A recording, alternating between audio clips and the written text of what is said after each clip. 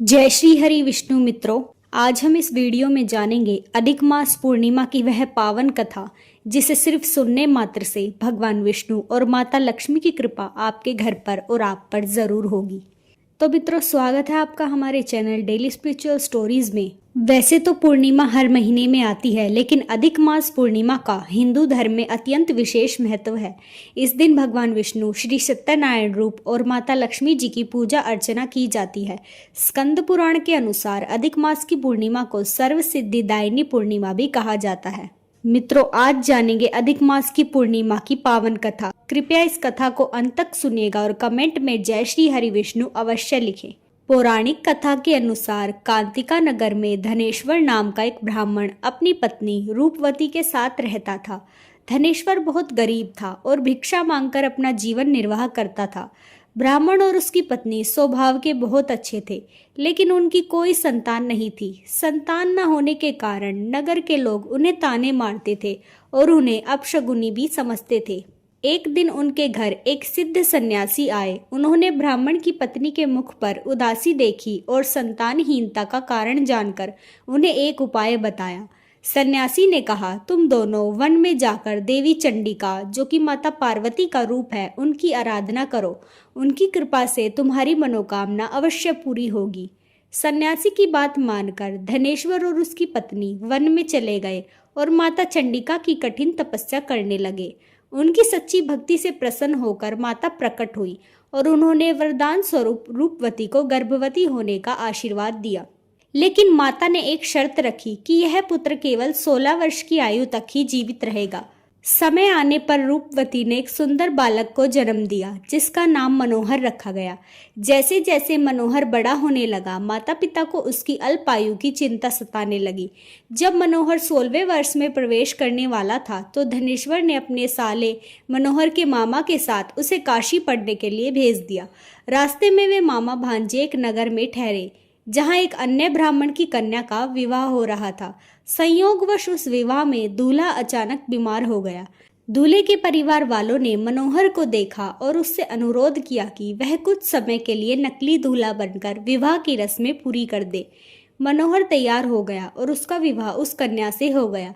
विवाह के बाद जब मनोहर सोने गया तो उसकी आयु के 16 वर्ष पूरे हो चुके थे और यमदूत का काल उसके प्राण लेने वहां आ धमके। मनोहर अचेत होकर भूमि पर गिर पड़ा। मनोहर की माता रूपवती ने अपने जीवन में भगवान विष्णु और शिव की कृपा पाने के लिए नियम पूर्वक 32 पूर्णिमा के व्रत रखे थे। जब मनोहर के प्राण संकट में थे, तब माता पार्वती और भगवान शिव वहां से गुजर रहे थे। कन्या मनोहर की पत्नी को रोते देख माता पार्वती का हृदय द्रवित हो गया। माता पार्वती ने भगवान शिव से मनोहर को प्राण दान देने की प्रार्थना की। उन्होंने शिवजी से कहा, हे प्रभु, इस बालक की माता ने धरती पर बेहद निष्ठा के साथ 32 पूर्णिमाओं का व्रत किया है। उस व्रत के पुण्य प्रताप के कारण इस बालक को जीवन दान मिलना ही चाहिए। भक्त वत्सल्य भगवान शिव ने पार्वती जी के कहने पर मनोहर को दोबारा जीवित कर दिया और उसे लंबी आयु का वरदान दिया। जब मनोहर अपनी पत्नी के साथ सकुशल वापस लौटा, तो धनेश्वर और रूपवती की खुशी का ठिकाना नहीं रहा। तभी से अधिक मास की पूर्णिमा और 32 पूर्णिमा व्रत का महत्व संसार में प्रसिद्ध हो गया। कहा जाता है कि जो भी स्त्री या पुरुष 32 पूर्णिमाओं का व्रत रखते हैं, उनके घर पर और उनकी संतान पर कभी भी कोई संकट नहीं आता और भगवान शिव, भगवान विष्णु की कृपा उन पर अवश्य ही बनी रहती है। मित्रों, अब जान लेते हैं कि इस व्रत के मुख्य नियम और लाभ क्या हैं। इस दिन भगवान सत्यनारायण की कथा भी सुनना या पढ़ना अत्यंत ही फलदायी माना जाता है।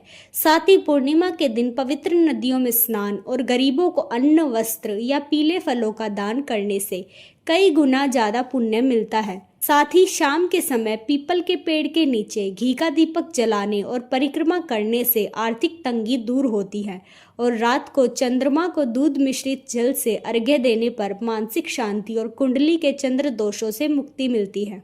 चलिए मित्रों, अब जान लेते हैं पूर्णिमा की सरल पूजा विधि और इस दिन आपको क्या नहीं करना चाहिए। सबसे पहले पूर्णिमा के दिन सुबह सूर्योदय से पहले उठे, पवित्र नदी या घर में ही नहाने के पानी में गंगा जल मिलाकर स्नान करें। साफ कपड़े, संभव हो तो पीले या सफेद वस्त्र ही पहने। हाथ में जल और अक्षत लेकर व्रत का संकल्प ले। तांबे के लोटे में जल, लाल चंदन और फूल डालकर सूर्य देव को अर्घ्य दे। साथ ही घर के मंदिर में दीपक जलाएं। भगवान विष्णु और माता लक्ष्मी की मूर्ति या तस्वीर को गंगा जल से साफ करें। उन्हें रोली, चंदन, अक्षत, पीले फूल और तुलसी दल का पत्ता अर्पित करें। भगवान को खीर, सफेद मिठाई या केले का भोग लगाए। साथ ही लक्ष्मी नारायण की कथा पढ़े या सुने और अंत में आरती करें।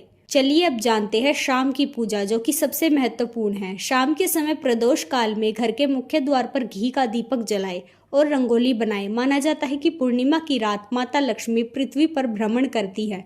चंद्रमा के उदय होने के बाद चांदी या तांबे के लोटे में कच्चा दूध, जल, अक्षत और सफेद फूल मिलाकर चंद्रमा को अर्घ्य दे। अर्घ्य देते समय ओम सोमाय नमः मंत्र का जाप करें। इससे मानसिक तनाव दूर होता है और कुंडली में चंद्रमा भी मजबूत होता है। साथ ही शाम को पीपल के पेड़ के पास जाकर घी का दीपक जलाए और परिक्रमा करें।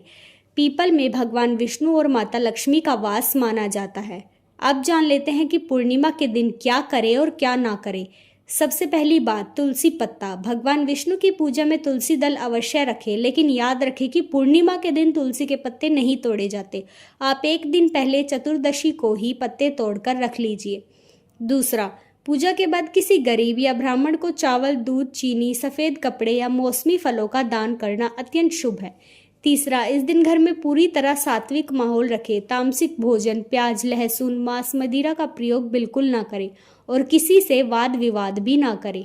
तो मित्रों, यह था पूर्णिमा का बेहद ही खास महत्व। और अधिक मास की पूर्णिमा तो और भी खास है, इसलिए आप भी इस दिन व्रत रखकर भगवान विष्णु और माता लक्ष्मी की पूजा अवश्य कीजिएगा। आपको यह वीडियो कैसी लगी हमें कमेंट में ज़रूर बताएं और हमारे चैनल को अवश्य ही सब्सक्राइब कर ले।